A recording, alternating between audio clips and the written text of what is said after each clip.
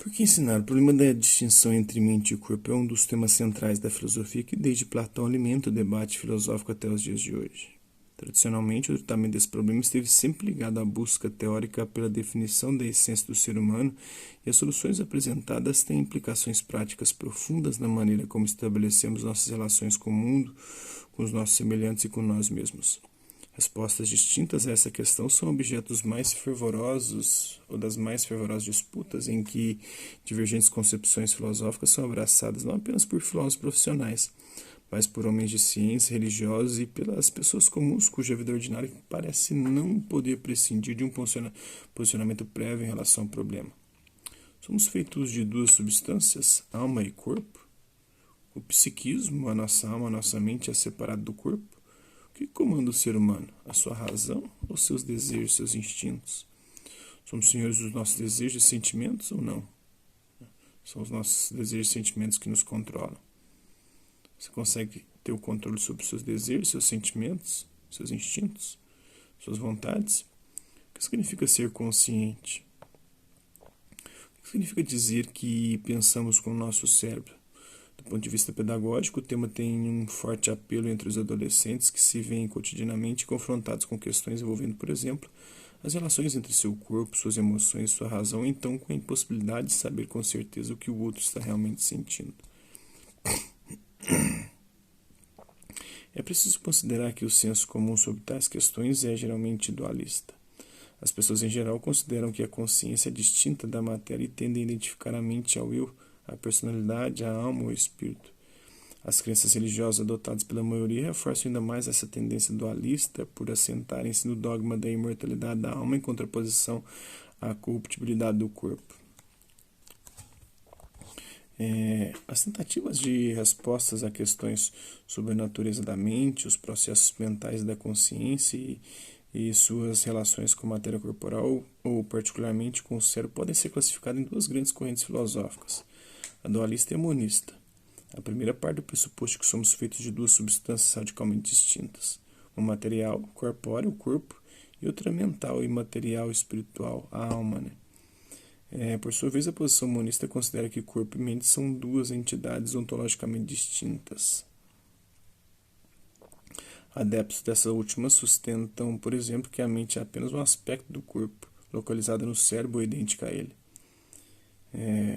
Então sugerimos aí que se trabalhe com pelo menos uma posição representativa de cada uma das correntes, a dualista e monista, Nesta OP detalharemos a posição dualista. A posição monista será especificada na próxima, no Corpo Psiquismo 2. Dentro do dualismo, várias opções de abordagem são possíveis. Na tradição filosófica ocidental, podemos identificar posições dualistas nos escritos de Platão e de Aristóteles, que sustentam, por diferentes razões, que o intelecto humano, identificado como mente ou como alma, tem uma natureza distinta do corpo. No entanto, foi Descartes, da modernidade, que nos apresentou a versão mais consagrada e sistematizada de dualismo. Em suas meditações metafísicas, ver particularmente a primeira, a segunda e a sexta, e também no Tratado do Homem e na primeira parte das Paixões da Alma, Descartes sustenta que a alma é uma substância não extensa, ou seja, não tem corpo, diferente da substância material, sendo ele o primeiro filósofo a claramente identificar a mente com a consciência e a distingui-la da sua sede corporal, que é o cérebro. É também o primeiro a formular o chamado problema da mente e do corpo na forma como hoje é tratado. Assim, consideramos conveniente, porém não necessariamente obrigatória, a escolha do dualismo cartesiano como uma das concepções a serem trabalhadas pelo professor em sala de aula. O dualismo de Descartes é um caso exemplar de um dualismo substancialista. No entanto, versões mais enfraquecidas podem ser defendidas sem a necessária adoção da tese ontológica forte que afirma a existência de duas substâncias independentes. Assim, uma outra possibilidade de abordagem dualista pressupõe que a mente é um conjunto de características e propriedades que emergem do cérebro, mas que não são redutíveis às propriedades cerebrais. Nesse dualismo de propriedades, a mente não é concebida como uma substância independente. Então, como ensinar a sequenciação e introdução ao tema, a posição dualista sobre o problema da mente e o corpo, as formas de abordagem, os métodos e recursos. A primeira etapa, motivação. O tema pode ser inicialmente introduzido através de um debate com a turma em torno das perguntas. Somos feitos de duas substâncias, alma e corpo? O psiquismo é separado do corpo. O que comanda o ser humano? Sua razão, seus desejos. Somos senhores dos nossos desejos e sentimentos? O que significa ser consciente? O que significa dizer que pensamos com o nosso cérebro? Então é isso aí. Em função da diversidade e heterogeneidade sociocultural dos estudantes, como também as especificidades do trabalho filosófico, a avaliação em filosofia deverá diversificar as fontes e instrumentos de avaliação. Assim poderão ser considerados momentos de avaliação as intervenções orais em debates para se medir a capacidade da comunicação e o valor da argumentação, as exposições orais das leituras e pesquisas solicitadas para se avaliar a aquisição e o domínio das informações, as produções escritas de resumos e notas de leitura, bem como de análise e interpretação de textos, temas e problemas para avaliar a capacidade de identificar elementos essenciais à posição do autor, de explicar argumentos pertinentes, bem como avaliar a capacidade de contrapor posições alternativas. Então, o campo de investigação, o ser humano, né? O tema corpo psiquismo, a posição monista, a avaliação crítica do monismo e do dualismo, porque ensinar contemporaneamente o debate sobre as relações entre corpo e psiquismo, ou entre cérebro e mente, tem se nutrido de descobertas científicas recentes no campo da neurobiologia, da psicologia cognitiva e da inteligência artificial. Nesse contexto atual, a velha questão filosófica passou a ser o centro de um novo campo de investigação filosófica, que é a filosofia da mente. O assunto deste tópico dá prosseguimento ao tratado da OP Corpo Psiquismo 1. Em contraposição às concepções dualistas, as soluções monistas para o problema mente-corpo não estabelecem nenhuma distinção fundamental entre alma e corpo, ou entre mente e cérebro. No século XVII, Baruch Spinoza defenderá contra Descartes a doutrina monista, segundo a qual o mental e o físico são, na realidade, aspectos de uma mesma substância. Nos séculos XX e XXI, a posição monista mais defendida é a fisicalista. Os representantes do fisicalismo sustentam, grosso modo, que apenas as entidades físicas existem e que os processos mentais podem todos ser reduzidos a processos cerebrais físico-químicos, biológicos.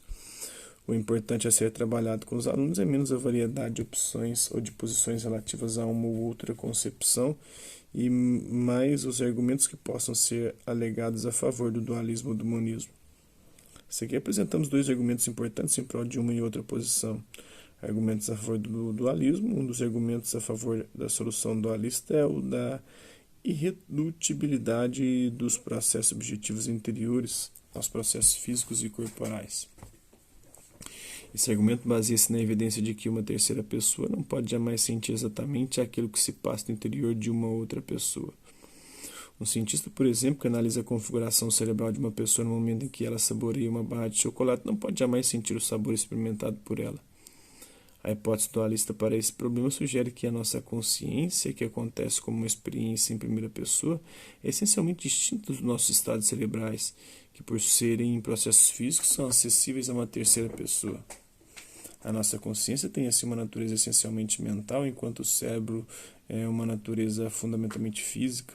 A solução é denominada de dualista, pois considera que somos constituídos de duas substâncias, ou de duas naturezas distintas, a mental e a corporal.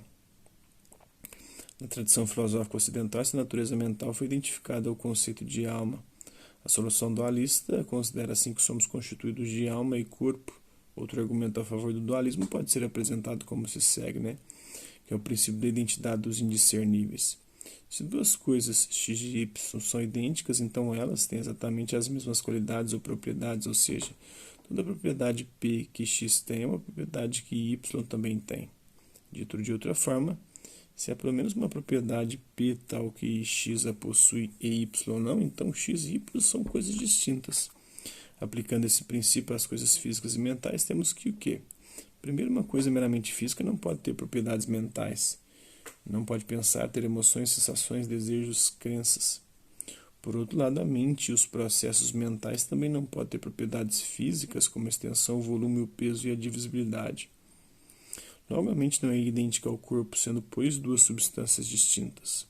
Agora vamos ao argumento a favor do monismo fisicalista. Um dos argumentos principais a favor do fisicalismo refere-se à conexão causal entre estados cerebrais e estados mentais. Esse nexo causal é empiricamente verificável quando se evidencia que a eliminação ou alteração de uma etapa sequer na sequência de transmissão dos impulsos nervosos é suficiente para modificar o estado mental. Isso leva à consideração de que tudo o que acontece na nossa consciência depende do que acontece no nosso corpo. O estado consciente seria sim o resultado de uma certa configuração cerebral. A dor que sentimos, por exemplo, no dedo do pé quando topamos uma pedra, se reduz em última instância às alterações químicas e elétricas nas células nervosas que compõem o nosso cérebro, estimuladas pelos impulsos transmitidos pelos nervos do nosso pé ao cérebro. Esse argumento causal é respaldado por pesquisas científicas bem-sucedidas que fizeram corresponder a cada região do nosso cérebro uma determinada experiência consciente. Como no caso da experiência visual que ocorre quando células cerebrais próximas à nuca são estimuladas, ou da experiência de saborear um chocolate que acontece como uma alteração física numa determinada região cerebral transmitida pelos nervos que ligam as papilas gustativas ao cérebro. Assim, o argumento causal pode ser complementado pelo argumento cientificista, na medida que tudo que pode ser dito objetivamente sobre os nossos estados conscientes é assunto apenas da ciência. A nossa ignorância atual em relação à complexidade do cérebro e de suas relações com os estados mentais não é suficiente para refutar o fiscalismo, pois pode-se sempre apelar para o progresso científico e nos faz crer que no futuro os mistérios atuais serão resolvidos.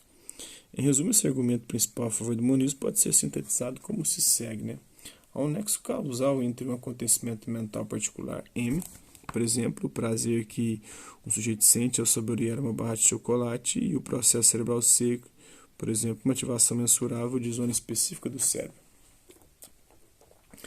Pesquisas neurocientíficas em pacientes com lesões cerebrais comprovam que, se a zona do cérebro em que ocorre o processo C é afetada, o acontecimento M não mais se manifesta.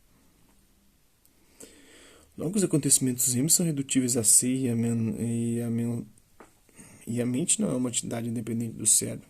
Aconselho-se que o professor explore vários exemplos que ilustrem os argumentos eludidos. Uma terceira posição pode ainda ser considerada para o tema em questão. Thomas Nagel, por exemplo, defende uma solução para o problema mente-corpo que ele denomina teoria do aspecto dual. Ele conhece que o tratamento científico dos processos físicos ligados à atividade cerebral é insuficiente, pois não oferece uma análise adequada da vida psíquico-mental. Assim, contra o fisicalismo, a teoria do aspecto dual considera que os processos mentais são distintos dos processos físicos que ocorrem no cérebro. Pode-se apresentar o mesmo argumento dado pela solução dualista, qual seja, o de que uma terceira pessoa não pode jamais sentir exatamente aquilo que se passa no interior de uma outra. O cientista, por exemplo, que analisa a configuração cerebral de uma pessoa no momento em que ela saboreia uma barra de chocolate, não pode jamais sentir o sabor experimentado por ela. No entanto, ela rejeita o pressuposto do dualismo metafísico de que somos constituídos de uma alma, sede de nossas experiências mentais, e de um corpo, sede de nossos processos físicos. Para a teoria do aspecto dual, a sede de nossas experiências mentais é o cérebro e não a alma. Esta última é uma crença metafísica que pode ser eliminada. Contudo, ainda que nossa vida mental ocorra no cérebro, nossas experiências conscientes, nossos desejos e sentimentos são processos que não se reduzem àqueles físicos do cérebro. O nosso cérebro não é apenas um conjunto de processos físicos, mas apresenta aspectos físicos e mentais. A experiência mental é uma experiência que acontece em primeira pessoa, ao passo que os fenômenos físicos são acessíveis a uma terceira pessoa. Então, são trechos dessa obra. Espero que vocês tenham gostado do vídeo. Quem curtiu, dá um like. Quem não curtiu, dá um dislike. Hasta la vista, até a próxima.